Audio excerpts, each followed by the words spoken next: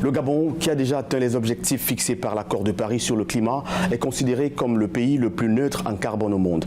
Extrait du discours du président Ali Bongo Ondimba à l'ouverture de la Semaine africaine du climat 2022.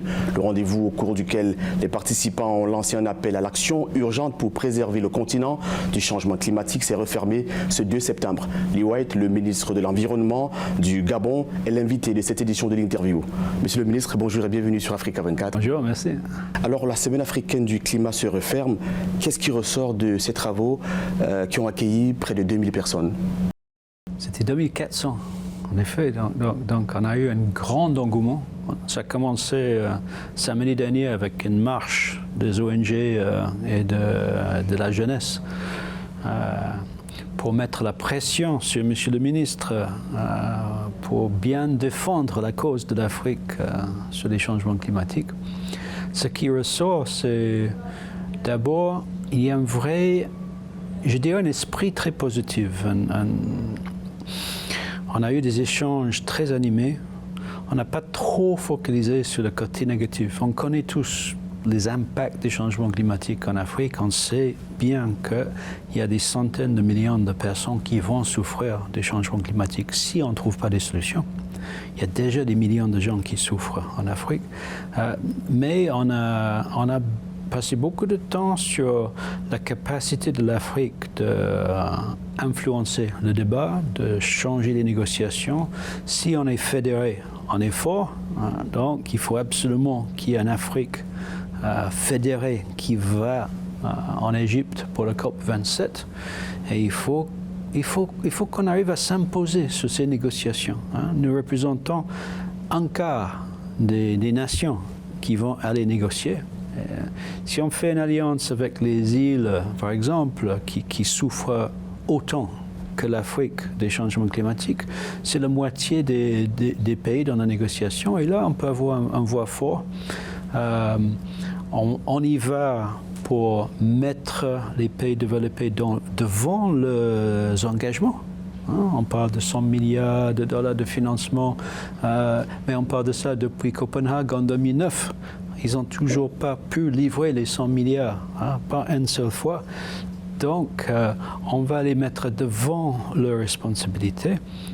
On a un petit espoir que, et c'est dommage de le dire, mais l'effet que l'Europe brûle, l'effet qu'ils ont le plus grande sécheresse depuis 500 ans, en Grande-Bretagne, en France, que les populations des pays développés commencent à souffrir comme nous, peut-être enfin, on peut avoir une vraie discussion et on peut respecter les accords et on peut avancer ensemble vers ce qu'on appelle la mitigation, réduction des émissions, comme le Gabon, comme vous avez dit.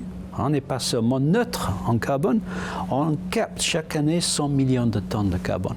Le Gabon, tout seul, absorbe un tiers des émissions de la France chaque année. Et tous les pays du monde doivent suivre l'exemple du Gabon. Alors, le Gabon, un pays exemple, très facile d'être ministre de l'Environnement au Gabon. Cette phrase est de vous lors du discours de clôture. Qu'est-ce qu'il faut comprendre par là, monsieur le ministre? Il faut comprendre par là, je parlais de notre président, qui est un des chefs d'État champion. Déjà, il est champion de l'adaptation pour l'Afrique, champion de l'initiative africaine sur l'adaptation. C'est un chef d'État qui est présent à presque chaque COP, qui comprend que les changements climatiques risquent de déstabiliser tout le continent de l'Afrique.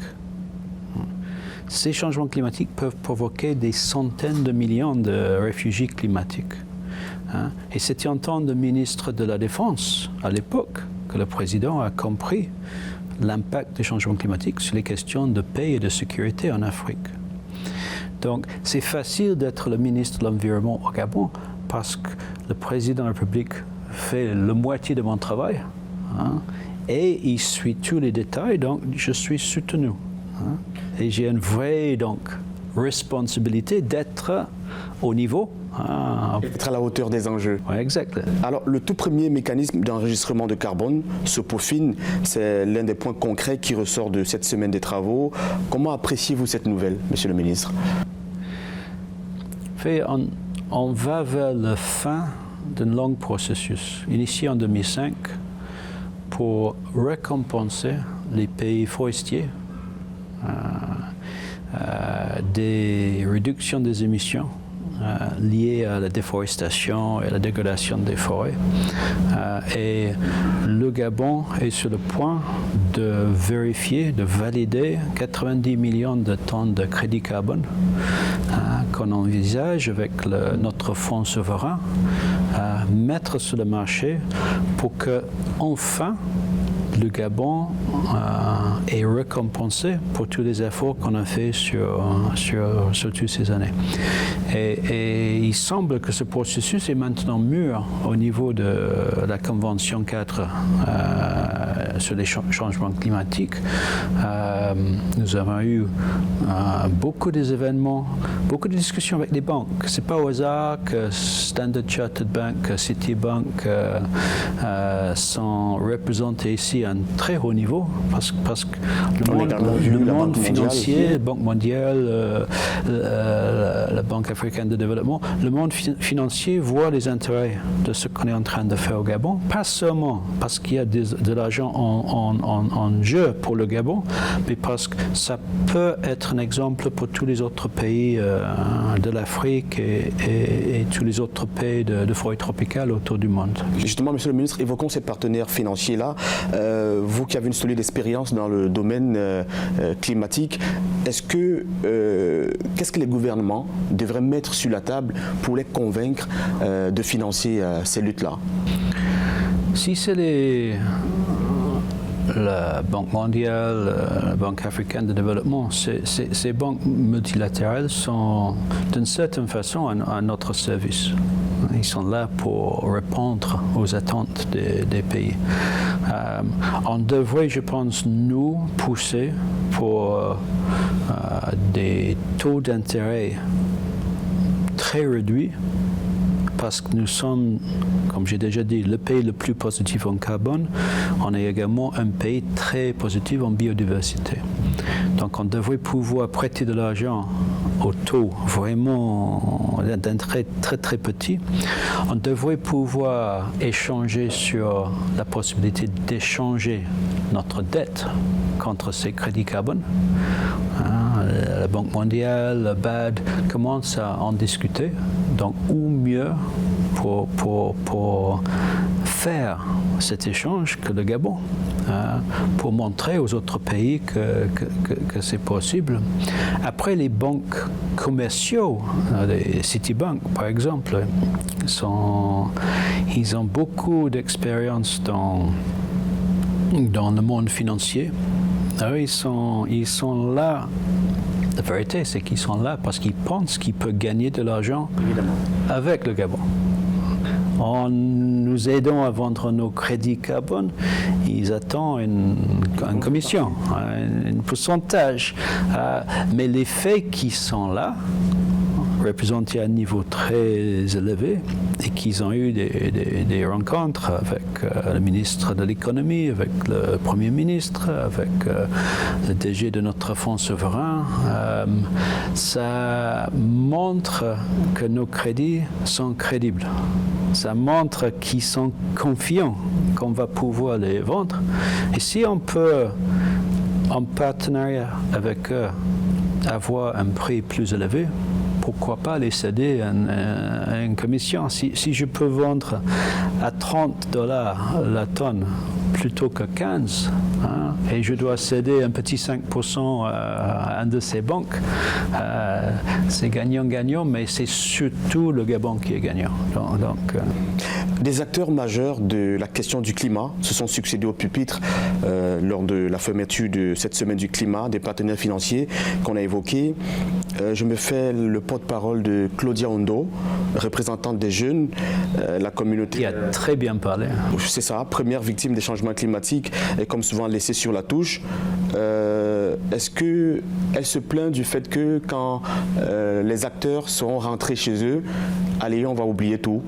Est-ce que vous pouvez promettre à Claudia Ondo que des choses seront faites? Oui. Je peux promettre que les choses seront faites parce qu'on travaille tous les jours sur des questions de changement climatique. Le président de la République en premier, moi en deuxième rang et tout le gouvernement. On a entendu très clairement la voix des jeunes. On sait que dès qu'il y a une catastrophe naturelle, ce sont les femmes et les enfants qui souffrent le plus. On sait que c'est notre génération qui a créé ce problème de changement climatique et c'est un problème qu'on donne à la jeunesse. Ce sont nos enfants qui vont trouver la solution, qui sont obligés de trouver la solution, qui vont payer le prix. Et donc, je suis d'accord avec elle qu'on doit les intégrer de plus en plus dans le débat. Les jeunes doivent s'organiser. Ce qui est fait déjà? C'est en bonne voie. C'est pas encore, on peut encore améliorer, je pense, au Gabon. Nous avons amené avec nous à Glasgow un délégué de la jeunesse gabonaise, mais on avait également dans notre équipe de négociateurs, on avait peut-être 40% de nos négociateurs qui ont moins de 35 ans, donc qui font partie de la jeunesse. Notre directeur général de l'environnement, c'est le plus jeune DG au Gabon, 33 ans. Il fait partie de la jeunesse et il est là en train de... C'est Stanislas Mouba. Exact. Il est en train de mener des négociations pour le Gabon. Donc au Gabon, la jeunesse est là, mais le parti associatif, le parti société civile, je pense qu'on va essayer de renforcer notre délégation en Égypte avec certaines personnes. Et on a vu aujourd'hui sur scène quelqu'un qui a très bien parlé, impressionnante. Donc, si elle est d'accord de nous assister, je serai ravi. Claudia Ondo va vous assister forcément. Elle est très engagée. La COP27, peut-être sera-t-elle intégrée? Évoquons la COP27, Monsieur le Ministre. C'est en 2022, dans quelques mois. Un rendez-vous qui se veut celui de l'action, vous l'avez réitéré. Est-ce que les jalons définis ici à Libreville, dans ce sens, seront solides pour qu'enfin on puisse voir ces actions-là? On va étudier les recommandations de Libreville, les jalons de Libreville dans la réunion des ministres de l'Environnement africains qui a lieu à Dakar dans 2 semaines. Même déjà la semaine prochaine, il y a une réunion des ministres des Finances et de l'Environnement. Donc, je serai d'une certaine façon le porte-parole de tous les 2400 personnes qui ont participé à Libreville dans ces 2 réunions qui vont préparer notre stratégie de négociation pour le COP27. Monsieur le ministre, est-ce que ces actions vont enfin venir? On se dit, ça fait des décennies qu'on parle d'action, on se dit, on a traîné, cette fois c'est la bonne. Qu'est-ce qui peut pencher en votre faveur? Qu'est-ce qui fera qu'on vous croit cette fois-ci? Les négociations climat sont très difficiles. C'est 194 pays qui doivent décider par consensus. Il n'y a pas de vote dans la négociation climat. S'il y a un pays qui dit niet, ça nous bloque. La machine est bloquée. Ça nous bloque. Merci, Monsieur le Ministre, d'avoir répondu aux questions d'Africa 24. Merci d'être venu sur ce plateau. Très bien. Prenons rendez-vous pour les prochaines éditions d'information et de magazines sur Africa 24.